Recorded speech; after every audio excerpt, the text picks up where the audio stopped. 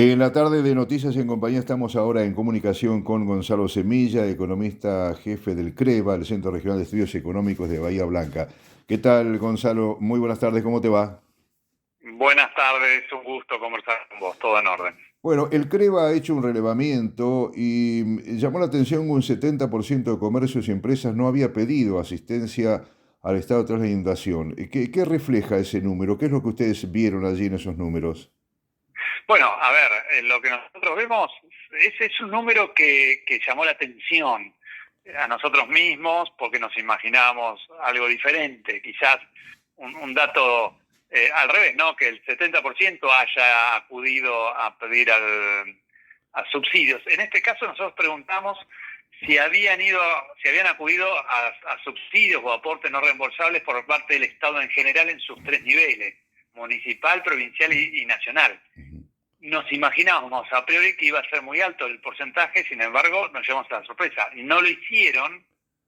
Los que lo hicieron, incluso más del 10% no tuvieron avances o no vieron que se avanzara en la solicitud, con lo cual estamos hablando de un número más alto. Es decir, los que no pidieron fueron el 70 y los que lo pidieron más del 10 no tuvieron avances ni novedades, con lo cual es bastante más grande el porcentaje. Y esto posiblemente esté asociado a que, bueno, se necesita, digamos, ante la urgencia de volver a poner en condiciones sus locales, porque sobre todo el sector más impactado en todo esto fue el comercial. Nosotros Claro. hacemos la pregunta al sector comercial, industrial y de servicios, y el comercial fue el más afectado en sus locales, en sus depósitos, etcétera, con lo que han decidido, intuimos, porque esa pregunta no la hicimos, bueno, a resolverlo de otra manera. Sí, sí. Porque sí hicimos una pregunta adicional, es, bueno, al dueño del local, ¿qué le pasó en su familia?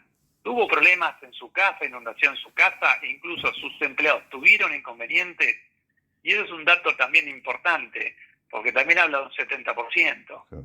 Es decir, Sí, sí. es un dato que el dueño tuvo problemas en su vivienda y además sus empleados tuvieron problemas. Y Ujú. ahí le preguntamos, ¿qué ayuda te pudiste dar a tus empleados? Desde ayudas desde mercadería hasta ayudas monetarias. Es Ujú. decir, el dueño sufrió el impacto o un triple impacto a nivel personal en su vivienda, que se tuvo que encargar, a nivel de su comercio, que lo tuvo que reestructurar, y a nivel de sus empleados, Sí, que los tuvo que ayudar. Y todo eso salió de un mismo bolsillo. Eso nos gustó mucho hacer esa pregunta porque claro. no sabíamos bien cuál podía ser la respuesta. Gonzalo, vos sabés que hemos recibido muchas quejas en la radio nosotros sobre la falta real de apoyo crediticio, algo que incluso motivó también Sí, un reclamo desde la propia Intendencia, porque decían, sí, mucha declamación, pero cuando llegás al mostrador te abren la carpeta como si fuera cualquier otro día y cualquier otra ciudad que no haya claro. sufrido una inundación. Bueno, eso yo también lo escuché en su momento, estuve atento a esas novedades y de alguna manera cuando yo hablaba con algunos comerciantes que los conozco a nivel personal y también hice un pequeño testeo inicial antes de lanzar la encuesta, me decían que el sector financiero, bancario, era imposible acudir. En algunas ocasiones porque las tasas son muy altas, además, como decís vos, era un evento extraordinario, con lo cual, encima que tenés que perder facturación porque tenés que entre 8, 9 o 10 días que no pudiste abrir tu local. Es casi la mitad de un mes que no pudiste seguir facturando. Ujú.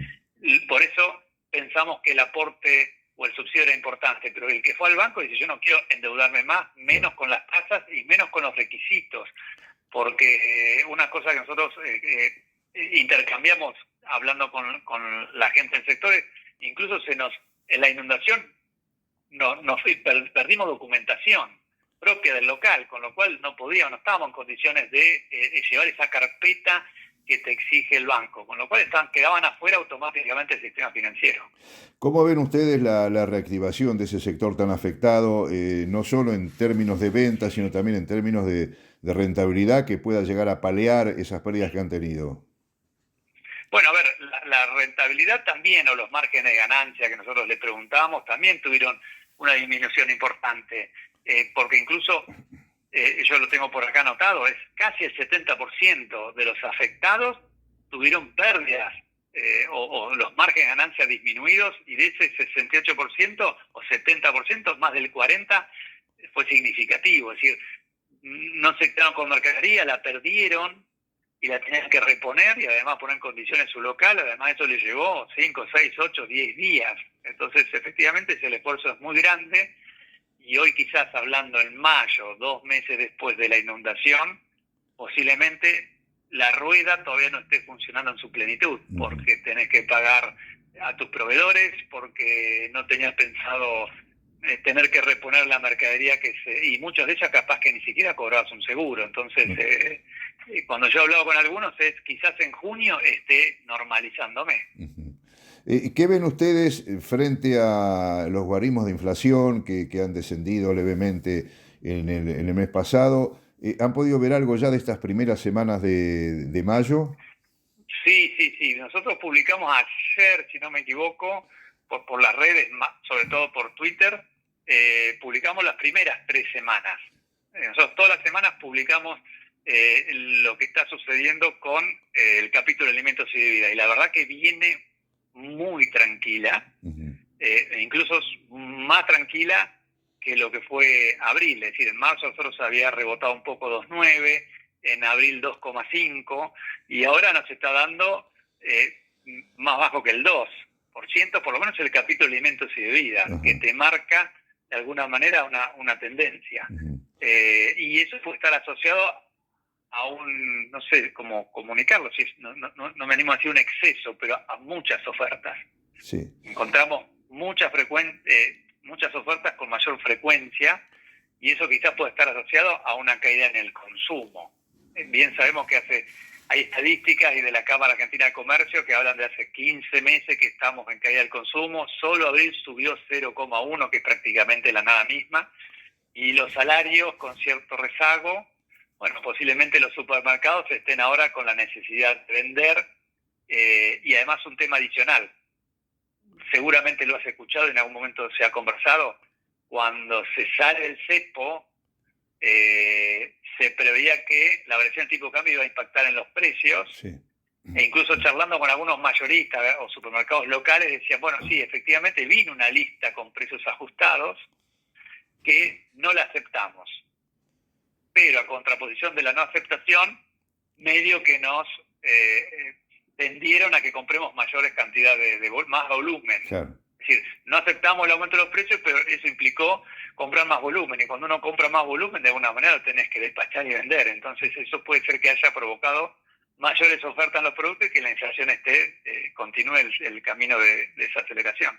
Gonzalo, ahí diste un dato importante en cuanto a que por allí esa atenuación, sobre todo en los rubros de alimentos y bebidas que consume la población de mitad para abajo, está decreciendo, y uno ve que un escalón más arriba, tipo ABC1, hay consumo de bienes durables, de viajes, de automóviles.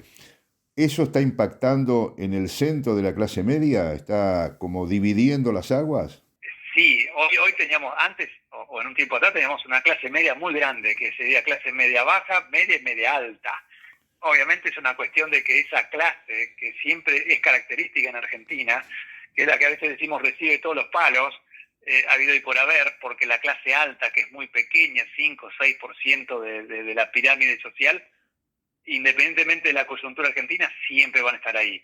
La clase baja, o digamos la clase pobre, con un 30-40%, quizás un poco más, difícil de cambiar, lamentablemente, ese indicador, y tener una clase media que se va afinando. Depende de la coyuntura, depende de la inflación, lo que vos decís, se afina o se pone un poquito más gruesa.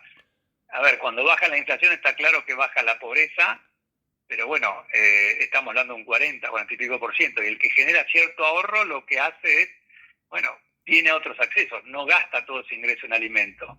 Cuanto más cerca estás de la pobreza, tu único ingreso va directamente a alimento, y cuanto más te despegas de la línea de pobreza, tu porcentaje de gasto en relación a tus ingresos en alimentos es cada vez menor, y tener una disponibilidad de ingresos para lo que vos decís, comprar algún bien suntuoso, realizar un viaje con un tipo de cambio relativamente bajo y con un peso fuerte, con un dólar, podríamos decir, medianamente barato. Lo que hace la gente que genera ahorro es viajar, y es lo que está sucediendo. Hay muchos dólares que se van de las reservas porque hay muchos argentinos que están aprovechando y viajando al exterior.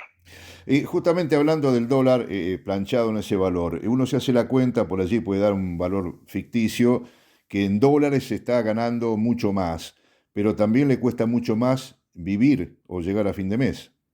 Y sí, sí, digamos, cuando uno dice en dólares estamos mejor, y casi algunos llegan a decir, en algunos sectores específicos y que andan muy bien la economía, casi el salario europeo. Pero está claro que también hay inflación en dólares, y en Argentina siempre hay. Es decir, ganar 1 millón de pesos, el sector comercial quizás sea 1 millón de pesos, es casi $1.000. Ujú. Y $1.000 es un montón de dinero, pero los costos son altísimos. Entonces, con $1.000 equivalente a 1 millón de pesos, realmente no te alcanza demasiado, porque incluso el nivel de la línea de pobreza está en 1,5 millones, si no me equivoco, o está cercano a ese valor. Entonces, en dólares pareciera que ganamos más, pero tenemos costos altísimos que ni siquiera los tiene Europa. Gracias, Gonzalo, por el análisis, como siempre, muy amable. No, por favor, gran abrazo para vos, adiós. Gonzalo Semilla, economista jefe del CREVA en la tarde de Noticias en compañía.